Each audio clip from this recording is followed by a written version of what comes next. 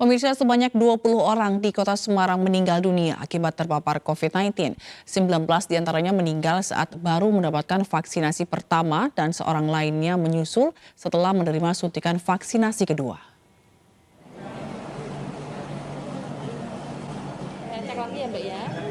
Vaksinasi di Kota Semarang terus menunjukkan progres positif. Dari data Dinas Kesehatan Kota Semarang tercatat sudah lebih dari 430.000 warga telah menjalani vaksinasi. Meski demikian, masih ada sejumlah orang yang telah divaksin namun tetap terpapar COVID-19. Bahkan sebanyak 20 orang meninggal dunia setelah dilakukan vaksinasi. Menurut Kepala Dinas Kesehatan Kota Semarang, Muhammad Abdul Hakam, mereka yang masih terpapar setelah divaksin kebanyakan adalah lansia dengan komorbid atau penyakit penyerta, di mana 19 diantaranya meninggal pasca diberikan suntikan pertama dan hanya 1 orang yang meninggal pasca diberikan suntikan kedua. Yang meninggal ada berapa? Yang meninggal 20, 19 meninggal pada saat suntikan pertama, yang 1 setelah suntikan kedua. Maksudnya setelah suntikan itu dia meninggalnya terpapar COVID, ya kan? Habis itu tidak tertolong. Yang sudah suntikan kedua itu cuma 1 orang, yang lain baru suntikan pertama. Itu rata-rata lansia dengan. Menyikapi masih adanya warga yang terpapar COVID-19 meski sudah dilakukan vaksinasi, Dinas Kesehatan akan lebih intens mengimbau masyarakat, khususnya lansia, agar tetap menjalani protokol kesehatan secara ketat dan mengurangi aktivitas di luar rumah. Dari Semarang, Dimas Yuli, iNews melaporkan. Seorang guru SMP di Kota Bau-Bau, Sulawesi Tenggara meninggal dunia beberapa jam usai menerima vaksin Sinovac. Sebelumnya korban sempat sesak nafas dan batuk lalu pingsan tidak sadarkan diri.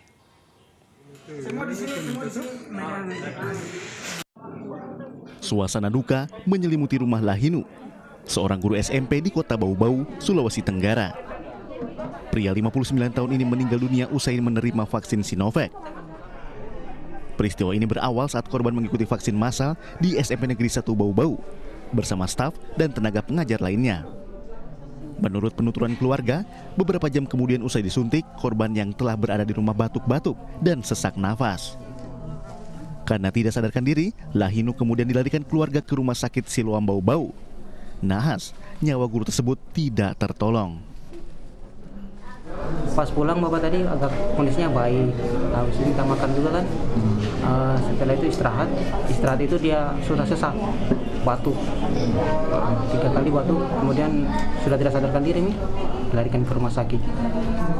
Oh, tidak sadarkan diri itu sudah sejak di rumah.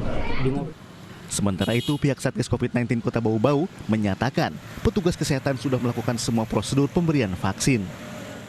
Pihaknya memastikan guru tersebut meninggal karena sakit diabetes atau asma.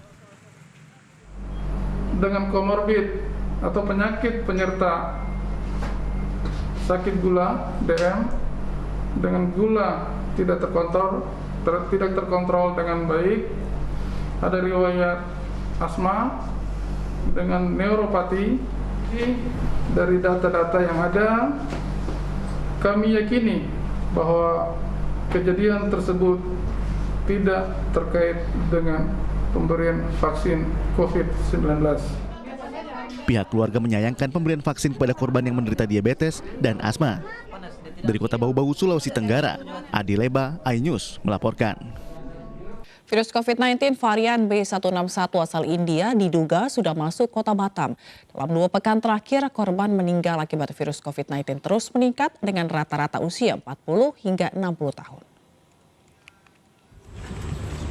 2 pekan terakhir, pasien yang meninggal akibat virus COVID-19 di Kota Batam mengalami peningkatan. Bahkan pernah 1 hari tercatat 8 orang pasien meninggal di Kota Batam. Peningkatan kematian didominasi dengan pasien berusia 40 hingga 65 tahun. Kematian diduga akibat penyebaran virus COVID-19 varian baru B161 asal India. Pasalnya banyak pekerja migran Indonesia dari negara Singapura yang pulang ke Indonesia melalui jalur Kota Batam. Varian baru B161 banyak terdeteksi di Singapura dengan jumlah 80 kasus per hari. Penambahan kasus dan jumlah kematian yang dalam 2 minggu terakhir cukup banyak, ini kita duga ya, karena kita kan belum punya alat tersendiri untuk mendeteksi varian B161 ini. sampelnya tetap kita kirimkan ke Jakarta, ke Litbangkes. Dan dugaan kita kemungkinan terjadinya peningkatan kasus dan pergeseran usia meninggalnya itu banyak di usia 40-an ke atas. Nah, kemungkinan salah satunya itu dugaan varian itu kemungkinan sudah masuk ke kita juga. Sejumlah siswa SD SMP di Kota Pasuruan, Jawa Timur mengikuti proses belajar tatap muka pada Kamis pagi dengan menjalani protokol kesehatan yang ketat. Mengawali proses belajar mengajar di masa pandemi COVID-19, sejumlah orang tua siswa mengantarkan anaknya masuk sekolah di wilayah Dinas Pendidikan Pemkot Pasuruan. Seperti di Sekolah Dasar Negeri Pakuncen, Kecamatan Purworejo, Kota Pasuruan ini misalnya. Sebelum menjalani aktivitas belajar, sejumlah siswa maupun pengajar dicek suhu terlebih dahulu. Kemudian mencuci tangan dan diwajibkan mengenakan masker. Sejumlah siswa mengaku senang dapat belajar tatap muka karena selama ini jenuh belajar online di rumah. Seneng. Kangen apa enggak sekolah kayak seperti ini? Kangen. Apa? Kangen. Tadi sebelum masuk sekolah diapakan dulu sama Bu Guru? Di depan, ditermokan. Iya. Terus setelah itu? Cuci tangan. Terus? Dari 751 siswa yang ada, dalam percobaan belajar tatap muka ini hanya 30% saja yang hadir. Hal ini dilakukan untuk menghindari kerumunan siswa dan pihak sekolah pun membagi 2 jam pelajaran saja. Prokes betul-betul mematuhi aturan ya, mulai dari jaga jarak, kelas-kelas kita sudah atur, ya ada tanda-tandanya kreativitas guru masing-masing. Bagaimana caranya ngatur jarak, jaga jarak.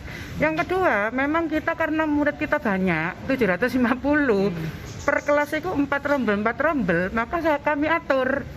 Kan sekarang kan 30%, kalau 30, 10 per kelas.